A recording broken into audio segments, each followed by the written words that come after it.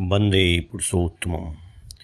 परम प्रेम में श्री ठाकुर जी के एक भक्त हुए श्री राम बसावन सिंह।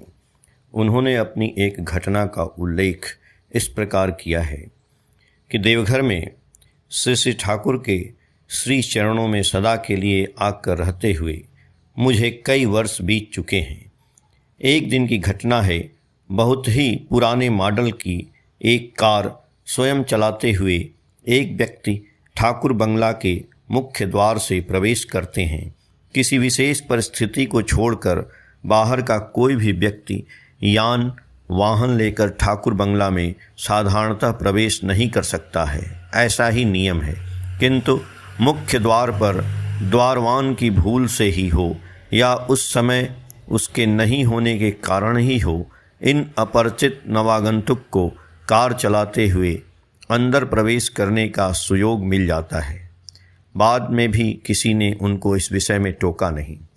ठाकुर बंगला के अंदर कास्ट कारखाने के ठीक सामने अपनी गाड़ी खड़ी करके इधर उधर नज़र डालते हुए ये व्यक्ति श्री ठाकुर के निवास पार्लर गृह के सामने चले आते हैं। उनका कद लंबा, उम्र लगभग 45-50 के बीच होगी। जूता खोलकर श्री ठाकुर घर में वे प्रवेश करते हैं।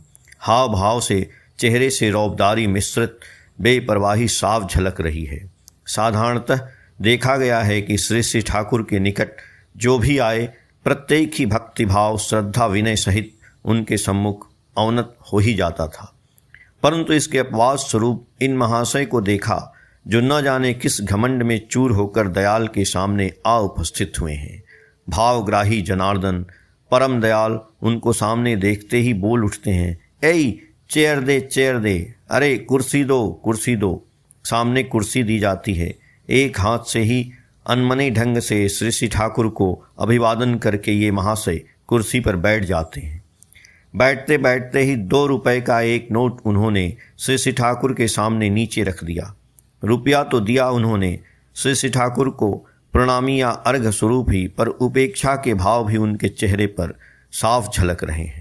श्री ठाकुर के सामने अर्घ अर्पित करने की थाल नहीं रखी गई है, इसीलिए मैंने नोट वहाँ से उठाकर सामने ही खड़े मंटुंदा श्री आत्पेंद्र राय चौधरी के हाथों में दे दिया।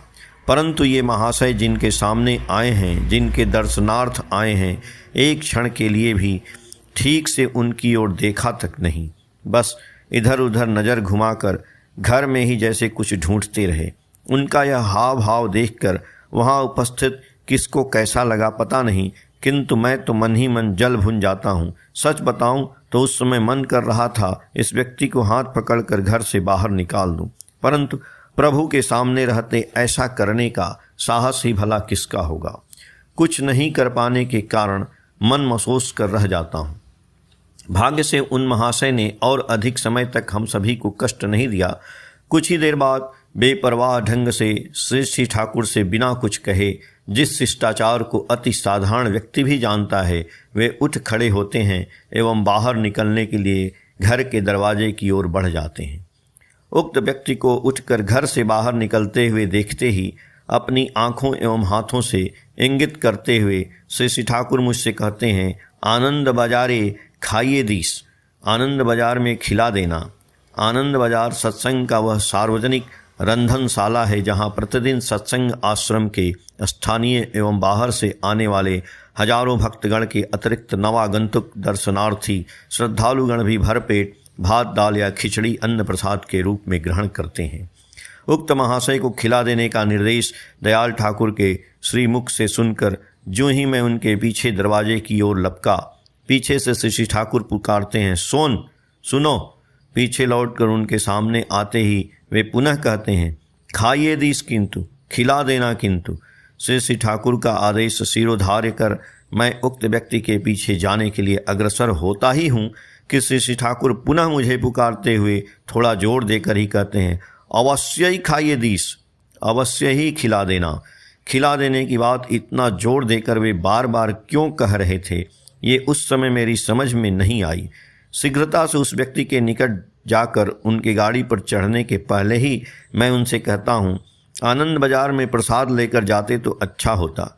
आनंद बाजार के विषय में मेरे मुंह से सुनकर एवं जानकर वे पूछते हैं किचन रसोई कितनी दूर है? एकदम नज़दीक, यहीं तो सामने है, मैंने उत्तर दिया। बिना कोई प्रसन्नता व्यक्त किए वे मेरे पीछे पीछे चलने लगते हैं। उस समय मनमोहिनी धाम परिसर में पीछे के एक बड़े हाल घर में अनेक भक्तगण एक साथ बैठकर प्रसाद ग्रहण कर रहे थे। उक्त व्यक्ति के व्यक्तित्व का कुछ परिचय तो मुझे पहले ही मिल चुका था, इसी से मैं सावधान हो जाता हूँ और सोचता हूँ कि पंक्ति में सभी के साथ बैठकर खाना कहीं इन्हें पसंद न आए। इसी कारण तत्क्षण आनंद बाजार के व्यवस्थापक भक्त सेवक श्री योगेश्वर सामंत से मैं सारी बातें खोल कर कहता हूँ। अंदर बुलाकर उक्त महाशय को योगेश्वर दा ने स्वयं आदर के साथ अपने कमरे के सामने ही आसन बिछाकर बिठाया एवं अपने हाथों से ही पानी से पत्तल धोकर उनके सामने लगा दिया। इसके ठीक बाद ही जो अप्रत्याशित घटना घटित होती है उसे देखकर मैं तो घबरा ही जाता हूँ। उक्त व्यक्ति के आसन पर बैठने के साथ साथ आनंद बाजार का एक रसोइया बाल्टी में भात लिए जैसे ही उनके सामने आता है, वे अचानक उठ खड़े होते हैं। उन्हें इस प्रकार खड़ा होते देखकर मैं थोड़ा अचंभित सा तत्क्षण उनसे पूछता हूँ, उठ क्यों गए? विरक्ति का भाव लेकर उन्होंने उत्तर दिया, नहीं खाऊंगा। मैंने हाथ जोड़कर उनसे कहा, थोड़ा भी खा लीजिए। नहीं नहीं, खाऊंगा ही नहीं। यह बात बोलते बोलते वे बारामदे की सीढ़ी से नीचे उतर जाते हैं। मैं उनके पास जाकर पुनः हाथ जोड़कर विनीत निवेदन के सुर में कहता हूँ, कृपा करके प्रसाद समझकर ही आप थोड़ा ग्रहण कर लीजिए।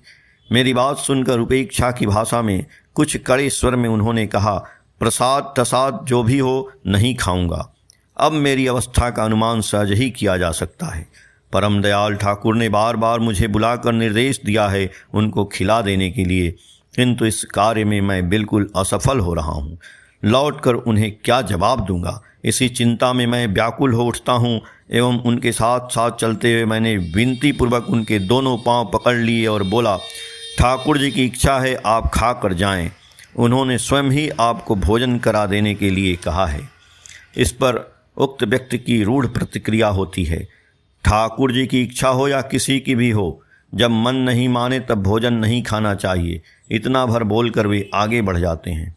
यह मेरा अंतिम प्रयास था। मेरे इतने बार अनुरोध के प्रतिदान स्वरूप उनके इस बर्बर व्यवहार से हताश एवं दुखी होने के बजाय मैं बल्कि अत्यंत क्षुब्ध हो उठता हूँ। दयाल ठाकुर का ख्याल करके ही स्वयं को बड़ी मुश्किल से शांत करता हूँ।